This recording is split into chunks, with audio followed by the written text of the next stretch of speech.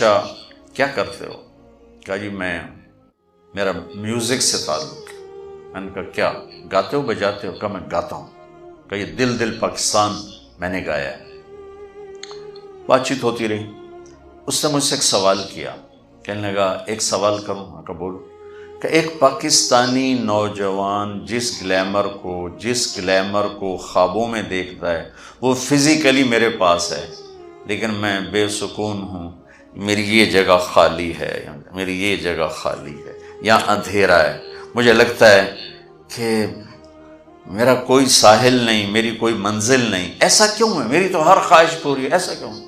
میں نے کہا تو آسان سی بات ہے، تمہیں درد یہاں ہے، تم دوا یہاں لگا رہے ہو، ٹھیک ہے؟ یہاں درد نہیں، وہاں دوا، یہاں درد ہے، یہاں دوا کوئی نہیں۔ یہ اندھیرا تمہاری روح میں ہے، جسم میں نہیں ہے۔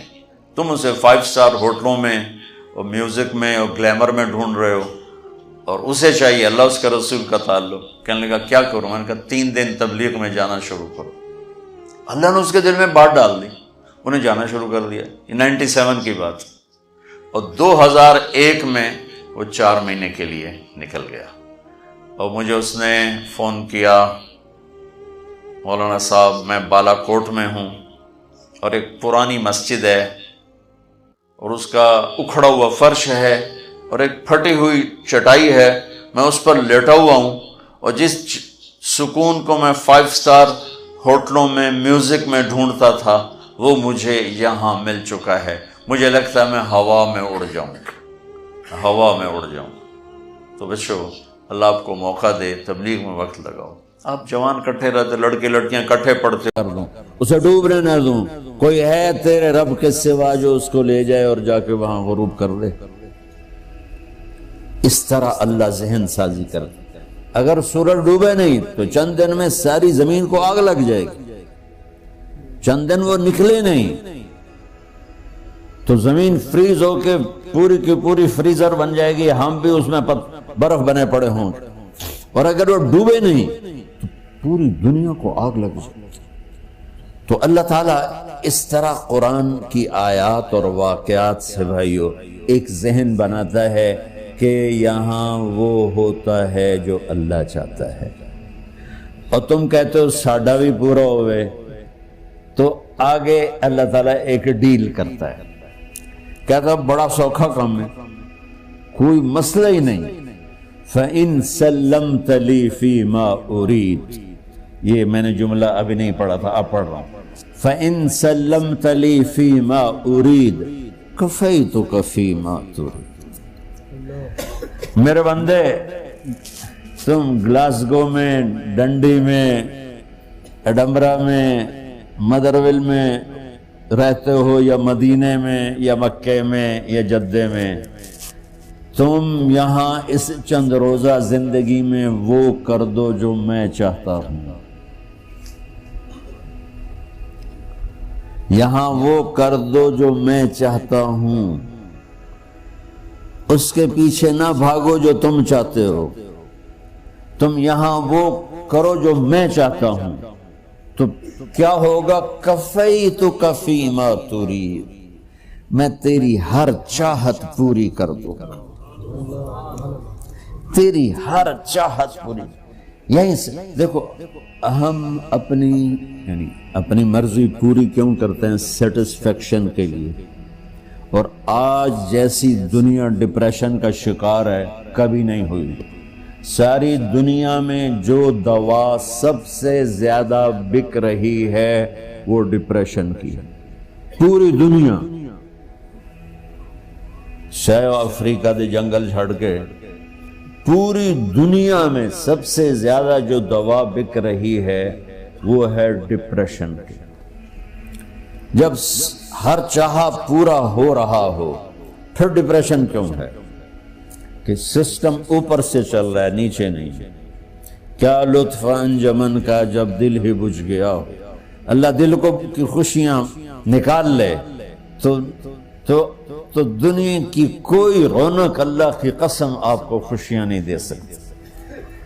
اور اللہ دل میں خوشیاں بھر دے تو موت کو بھی ہنستے ہوئے گلے لگاؤ۔ میرے نبی کے نواسے نے کربلا میں کس خوشی سے موت کو گلے لگایا، کس خوشی سے اولاد کو ذبح کروایا، کس خوشی سے سر کو نیزے پہ چڑھوایا۔ تو اللہ تعالی ہم سے ایک ڈیل کرتا ہے، فَإِن سَلَّمْتَ لِي فِي مَا أُرِيد، چند دن ہیں زندگی کی، اس میں وہ کر دو جو تیرا رب کہہ رہا ہے۔ اور اللہ کی قسم اللہ ہر وہ شے کہتا ہے جو میرے لیے مفید ہے، اور اللہ کی قسم اللہ ہر اس شے سے روکتا ہے جو میرے لیے نقصان دہ ہے۔ تو پھر اللہ کہتا ہے کفیتک فی ما ترید، جو چاہو گے کر دوں گا، یہیں سے شروع کر دوں گا۔ پھر آگے ایک دھمکی لگاتا ہے، فَإِن لَّمْ تُسَلِّمْ لِي فِي مَا أُرِيدُ، اور اگر تو نے میری نہ مانی، تو نے کہا ساری ملاؤں کی باتیں ہیں، اور تو اپنی مرضی پہ چلا، تو پھر میری بات یاد رکھ، یہ چیلنج ہے تیرے رب کا، أَتْعَبْتُكَ فِي مَا تُرِيدُ وَلَا يَكُونُ إِلَّا مَا أُرِيدُ، میں تمہیں تیری زندگی میں تھکا دوں گا، جس کو آج ڈپریشن کہتے ہیں، میں تجھے تیری زندگی میں تھکا دوں گا، تیری خواہشات پوری کر کے بھی تجھے رلا دوں گا، اور پھر آخر میں ہوگا وہ جو تیرا رب چاہتا ہے۔ تو اس تھوڑی سی زندگی میں کیوں نہیں وہ کر لیتے ہو جو وہ کہہ رہا ہے؟ وہ میرا رب ہے، میرا باس، میرا رب۔ باس کو صرف آرڈر دینے آتے ہیں، چونکہ وہ خالق نہیں، اس نے مجھے بنایا ہے، وہ مجھ سے پیار کرتا ہے۔ کل ہی غالباً وہاں بلیک برن کے بیان میں یہ حدیث میں نے بیان کی کہ ابن آدم انی لک محب، آدم کی اولاد میں تم سے پیار کرتا ہوں، فبحقی علیک کلی محبا، ارے تمہیں میری قسم تم بھی تو مجھ سے پیار کرو۔ ہم کسی سے ناراض ہو جائیں، بیٹے سے، بیٹی سے، بیوی سے، بھائی سے، نوکر سے ناراض ہو جائیں، ہمارے لہجے میں سختی آتی کہ نہیں آتی؟ بولو ہاں؟ ایک ہی بیٹا ہو لیکن وہ آپ کی مرضی منشا کے خلاف اوور چلا جائے تو آپ ہی کا لہجہ اس کے لیے شدید ہو جائے گا۔ ماں کا ایک ہی بیٹا ہو، اس کا لہجہ بھی اس کے لیے شدید ہو جائے گا۔ اور یہاں تو نوکر سسٹم ہے نہیں، ہمارے یہاں تو نوکر سسٹم ہے تو ان کی عزت ان کے ہاتھ میں پکڑا دیتا۔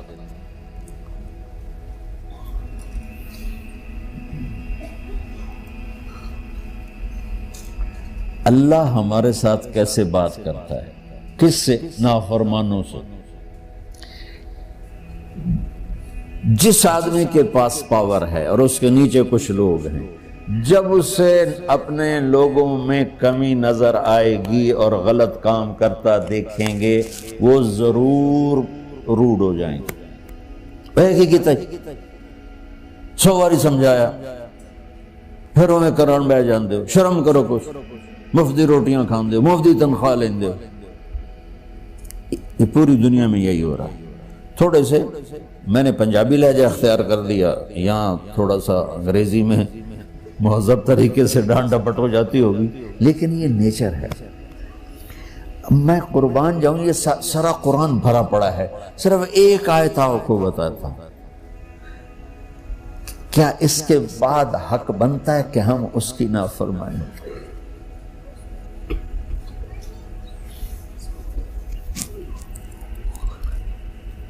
کچھ لوگ ہیں جن کے بارے میں اللہ کہتا خلطوا عملا صالحا وآخر سیئا، میرے کچھ بندے ایسے ہیں کبھی نیکی بھی کر لیتے ہیں، کبھی گناہ بھی کر لیتے ہیں۔ یہ اللہ تعالیٰ قرآن میں خود بتا رہا ہے کہ میرے کچھ بندے ایسے ہیں، کبھی بڑے نمازی بن جاتے ہیں، کبھی مسجد کا راستہ ہی بھول جاتے ہیں، اور کچھ بندے ایسے ہیں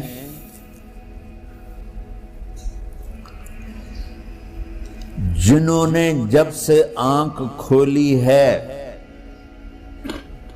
اس دن سے لے کر آج تک ایک کام اللہ کو راضی کرنے والا نہیں کیا.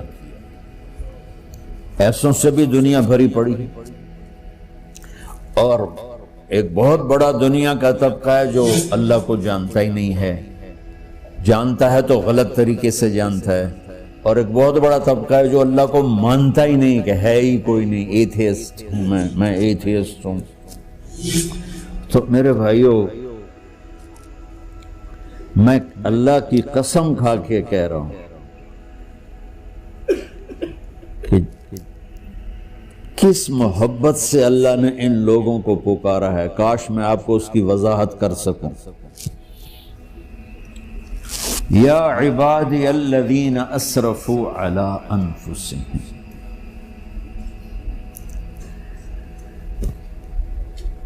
مجھے اپنے بیٹے پر بھی غصہ آتا ہے تو میں کہتا نکل جا، تو میری اولاد ہی نہیں ہے.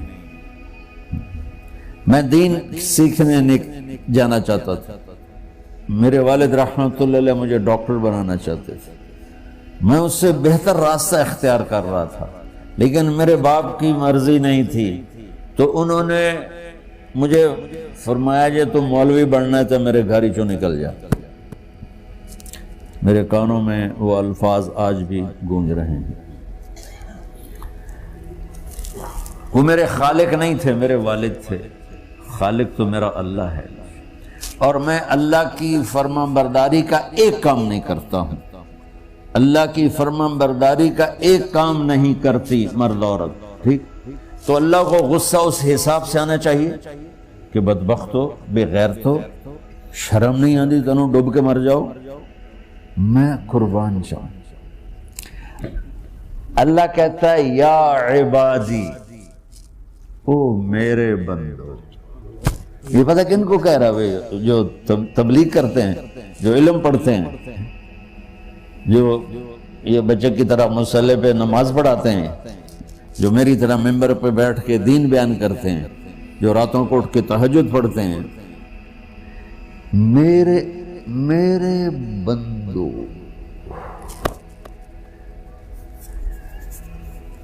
آپ نے دیکھا وہ شہد ایک دھار بناتا ہے، ٹپکتا ہوا نیچے آتا ہے نا.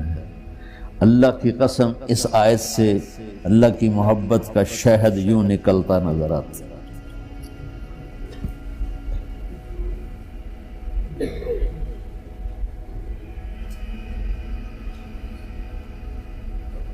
یا عبادی، اللہ کو کہنا تھا اوے نافرمانو.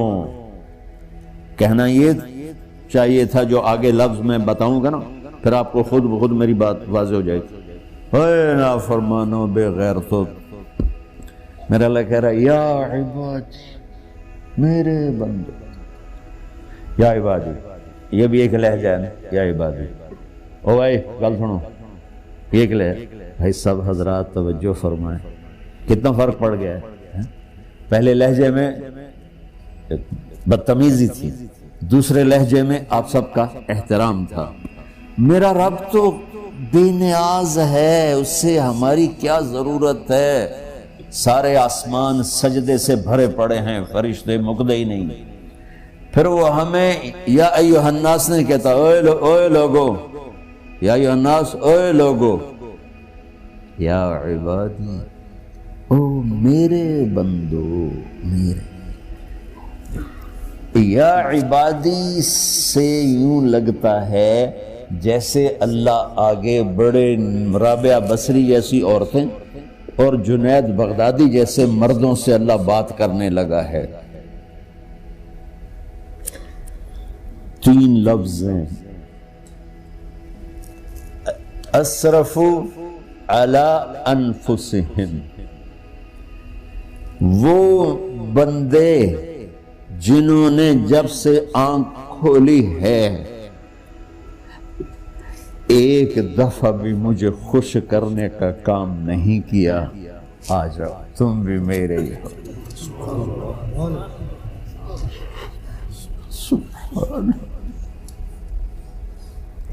اللہ نے ایسے بائیں پھیلا دی اپنی رحمت کی.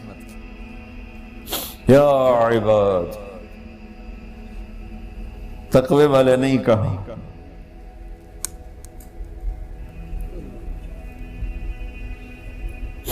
روزے والے نہیں کہا، پردے والی عورتوں کو نہیں کہا، حلال کمانے والے، تہجد پڑھنے والے، علم پڑھنے والے.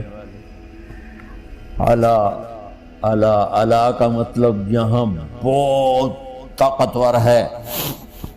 عربی کے حرفوں کا بھی مطلب ہوتا ہے. اعلیٰ کا یہاں مطلب ہے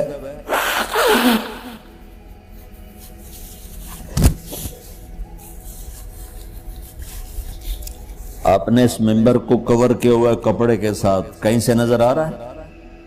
بولو، کہیں سے نظر آ رہا ہے؟ اس کو اعلیٰ کہتے ہیں. اللہ کیا کہہ رہا ہے کہ جنہوں نے اتنے گناہ کیے ہیں کہ ان کا جسم گناہوں میں ڈوب گیا ہے، وہ نظر ہی نہیں آتا، صرف اوپر گناہ ہی گناہ نظر آ رہے ہیں. نافرمانیاں نظر آ رہی ہیں، ان کا اپنا وجود اس میں نظر ہی نہیں آ رہا. اللہ کہہ رہا ہے یا عبادی، اور تسی بھی میرے ہی ہو، آ جاؤ آ جاؤ.